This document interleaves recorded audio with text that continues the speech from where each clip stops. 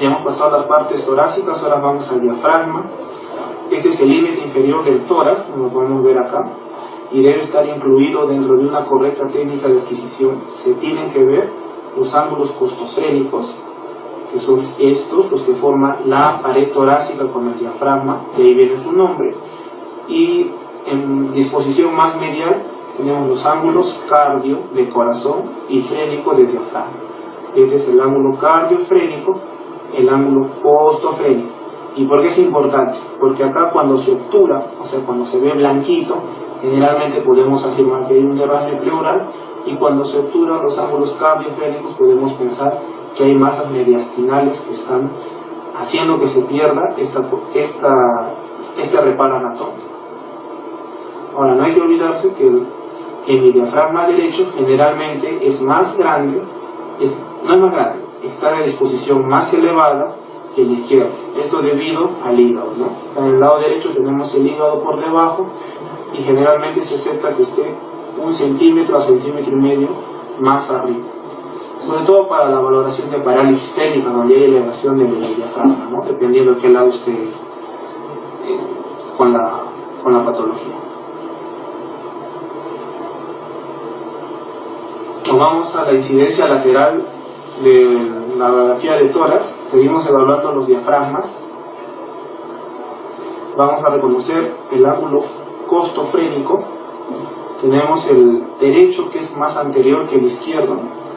Si revisamos, miren, esta es una mayor radiopacidad que nos da la víscera maciza, que es el hígado, y se encuentra de disposición más anterior. Nosotros podemos afirmar acá que este es el diafragma derecho. En cambio, el izquierdo es de disposición más posterior, como lo podemos ver acá. Y estos son los recesos costofrénicos posteriores. En la anterior radiografía habíamos visto los laterales, ¿no? Y estos son los posteriores. En esta incidencia es más sensible que la anterior para la identificación de derrame pleural, porque estas dos, dependiendo del lugar afecto, se va a opacificar y ya no lo vamos a ver tan definido como lo vemos acá. Entonces, para tu examen, si tu profesor te pregunta cuál de las dos incidencias es la más importante o la más sensible para detectar menor cantidad de derrame pleural, tú vas a decir la incidencia lateral, ¿ya? Porque con 15, 20, 30 centímetros cúbicos de derrame, tú ya vas a poder objetivar un derrame pleural. En cambio, en la proyección posterior anterior, el receso costofrénico lateral, con 100 a 150 recién vas a poder ver derrame. Es más sensible a la lateral, de todas maneras. Ahora también para que te guíes, el hemidiafragma izquierdo se continúa con la pared anterior, ¿sí? El hemidiafragma izquierdo se continúa con la pared anterior porque a esta altura hace signo de la silueta con el corazón y pareciera que se continúa, ¿ya? Es un reparo anatómico para distinguir. El izquierdo es más posterior, el derecho es más anterior. Bueno, lo que les había remarcado, ¿no? Que el hemidiafragma derecho es 1 a 1.5 centímetros más arriba, ¿no? Y algo también para acordarnos que por debajo del hemidiafragma izquierdo debe estar en una radiografía en bipedestación la burbuja gástrica, ¿no? Que nos va a indicar que ese lado es el izquierdo. Y te voy a dejar de tarea que averigües qué espacio tiene que haber entre el hemidiafragma izquierdo y el nivel más superior de la burbuja y por qué es importante esta medida, ¿ya?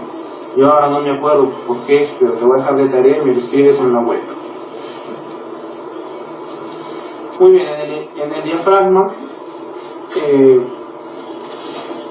acá en esta radiografía de tórax posterior anterior se identifica en toda su extensión, excepto en el tercio medio del hemidiafragma izquierdo. ¿Por qué? Porque acá se signa la silueta con el corazón y se pierde. Más adelante te voy a explicar en qué consiste el signo de la silueta. Importante ver que para que el hemidiafragma tenga esta disposición tiene que haber una correcta inspiración, como ya te venía remarcando en slides anteriores. Pero ¿qué pasa si yo no tengo una adecuada inspiración? El hemidiafragma va a ascender y se va a bombar y nos va a dar falsa patología de diafragma. vas a creer que el diafragma está elevado, hay una parálisis frénica, puede haber un cáncer, y en realidad no hay nada. ¿Por qué? Porque no se tomó adecuadamente la radiografía. No te olvides. También no te olvides que en los pacientes gerontes, en los ya adultos, también adultos mayores, también pacientes de 50, 40 años, como una variación de la anatomía puede haber lobulaciones del diafragma. Y a ti te puede hacer creer que hay una masa que está creciendo, hay una masa pulmonar. Mentira. Si tú lo ves bien y lo comparas con tu examen lateral, vas a ver que es una morfología del diafragma, ¿ya? Del hemidiafragma en cuestión. Bueno, y acá está la tarea que te había dejado. Ojalá se haya recapacitado. Dice que la distancia debe ser de 4 a 5 milímetros, ¿sí? ¿Por qué? Acá vas a ver el motivo de por qué es importante la distancia entre el hemidiafragma izquierdo y la porción más superior de la burbuja gástrica, porque puede haber derrame pleural subpulmonar, y es importante que veas esta distancia. Esto ya lo habíamos repasado, que en el lado izquierdo asesino en la silueta con el corazón, en cambio el lado derecho se continúa hacia adelante, ¿no? Con respecto al mediastino, este es de ubicación central, en una radiografía de tórax adecuadamente tomada, o sea que esté centrada, valgo a repetir, estos bordes equidistantes a la apófisis espinosa, lo vamos a encontrar de disposición central. Cuando esto no está centrado, vas a ver un mediastino más para el lado comprometido, lo vas a ver más desviado. ¿Y qué vas a creer? Que está ensanchado, y que te vas a preocupar, vas a creer que hay un linfoma, que hay una masa mediastinal, y en realidad no hay nada. ¿Por qué? Porque de arranque, de inicio, tú has debido valorar la calidad de la placa. Ya hablando de los ítems o reparos anatómicos importantes en el mediastino, tenemos que recordar que está situado en la región central, y los límites son el opérculo torácico en nivel superior, los diafragmas en su segmento inferior, el esternón de disposición anterior y la columna vertebral es posterior, ¿no? Y ambos campos pulmonares en sentido lateral. El borde derecho, y esta es pregunta de enambres y dentada, y la pregunta que te van a tomar seguro en tu examen de radiología, es cuáles son los bordes del diafragma, dependiendo de cada lado, ¿no? Derecho o izquierdo. Vemos que el mediastino en su borde derecho comienza con la silueta del borde lateral o del borde derecho del tronco venoso brachiocefálico derecho, del tronco innominado, otro de sus sinónimos, y después continúa con la representación de la vena cava superior, que está yendo a la aurícula derecha y drena toda la sangre del cuerpo superior. Seguimos descendiendo, podemos encontrar la sombra de la aorta ascendente, ¿no? Vemos que de acá nace la aorta, acá hace su callado, y esta es una parte que le corresponde a la sombra de la aorta ascendente. Seguimos por el borde derecho, en sentido inferior, vamos a encontrar la aurícula derecha. La aurícula derecha es esta porción grande que generalmente forma el tercio inferior del borde cardíaco, del borde de la silueta cardíaca del mediastino derecho. Muy bien. Vamos por el borde izquierdo. Acá vamos a tener la representación del tronco venoso brachiocefálico izquierdo, más la arteria subclavia en la disposición más superior. Si vamos descendiendo, vamos a encontrar el botón aórtico, que es importante ver si está grande o no, si tiene calcificación o no, si está agrandado o no, para ver si hay aneurisma y dar una idea para que después se complemente con otro estudio. Tenemos que ver el tronco de la arteria pulmonar, que en procesos congestivos, cardíacos, pulmonares, puede estar incrementada esta muestra, puede ser más grande, puede sobresalir. Generalmente se acepta que el botón aórtico es más prominente que el tronco de la arteria pulmonar, pero en determinadas patologías esto lo puede igualar o puede ser más grande. Seguimos en sentido inferior, la orejuela de la aurícula izquierda, esta porción pequeñita después del tronco de la pulmonar, y el ventrículo izquierdo, ¿no? Que es el borde más inferior del borde izquierdo del mediastino. Ahora, si tú me preguntas dónde está el ventrículo derecho, porque dijimos que toda esta zona es la aurícula derecha, ¿no? Ya, es más, acá uno puede encontrar el borde de la vena cava inferior, a veces se ve, dependiendo del paciente, ¿ya? El ventrículo derecho es la base de la silueta cardíaca, es la base, está acá abajo. Esto es ventrículo izquierdo, ventrículo derecho, y esto es aurícula derecha, no te olvides, ¿ya? Y todas sus representaciones, las que forman la pared, los bordes, tanto derecho como izquierdo, porque esto viene en los exámenes.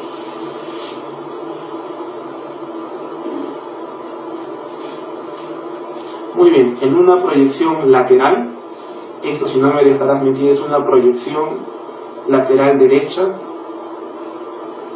Vamos a ver que el borde anterior lo conforma el ventrículo derecho, el tronco de la arteria pulmonar. Asimismo vamos a ver la aorta, todo su callado. Y en el borde posterior, la aurícula izquierda, ¿no? Que es parte de las sombras que van a ver reflejadas en una radiografía lateral. Y la vena cava inferior acá chiquitita, en el borde más inferior del borde posterior. Ese es un esquema representativo para hacer las divisiones del mediastino. Es algo importante que te van a preguntar en una proyección lateral, que diferencies el mediastino anterior, medio y posterior. Te voy a dar las indicaciones cuáles son los bordes según Felson, que es uno de los autores, ¿ya? Entonces suponemos, si nos ubicamos dentro del plano, que es una proyección lateral, es un esquema lateral. Esta es la región anterior, esta es posterior porque vemos la columna vertebral, el diafragma, esta es la región inferior, la región superior. Ubicamos al corazón, este es el tronco, es la aorta ascendente. Entonces tenemos que este es el borde cardíaco posterior, ¿no? Que ya lo habíamos visto en la representación en el slide anterior. Y este es el borde de la tráquea anterior. Entonces si nosotros hacemos una línea que vaya por el borde de la tráquea anterior y se continúa con el borde posterior del corazón, vamos a tener una línea imaginaria que nos va a separar el mediastino anterior del medio. Ahora, la otra línea imaginaria que hace la división del mediastino medio del posterior está ubicada a 1 centímetro por detrás en la proyección lateral de los bordes anteriores de la columna dorsal. Entonces, esta es la columna dorsal, son sus cuerpos vertebrales, son los bordes anteriores de la columna, es una línea imaginaria, la línea de los cuerpos vertebrales anteriores. Acá debería verse la línea posterior de los cuerpos vertebrales, y a 1 centímetro por detrás de la línea vertebral anterior viene a ser la línea imaginaria que separa el mediastino medio del posterior. Ahora tú me preguntarás, ¿por qué tanta reparación, tanto reparo, tanta división? Porque cada mediastino tiene su patología propia. Entonces, si tú sabes cuál es la delimitación y ves una masa que está, digamos, de ubicación retroesternal, retrocardíaco, no me vas a decir que pertenece al mismo mediastino. Me vas a decir que en primer lugar esta pertenece al mediastino anterior porque está por delante de la línea imaginaria de la tráquea anterior. Y me dirás que lo que está detrás del corazón, en la sombra retrocardíaca, que ahora te voy a mostrar, pertenece al mediastino medio. Y así, cada mediastino tiene su división y tiene sus patologías. Entonces, ya sobre la representación radiológica, vamos a ver que esta es la tráquea, este es su borde anterior, este es el corazón, este es su borde posterior. Trazamos la línea imaginaria entre el borde posterior del corazón y la línea anterior de la tráquea. Mediastino anterior y el mediastino medio.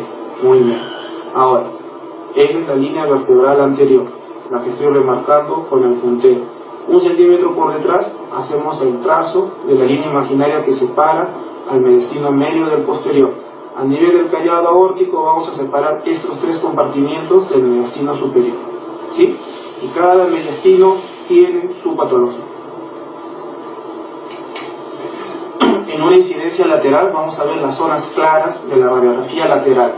Esto es importante porque es motivo de pregunta, de examen, y siempre les gusta preguntar a los profesores de la vieja escuela qué es lo que se debe ver en cada una de las zonas claras de la ventana, ¿no?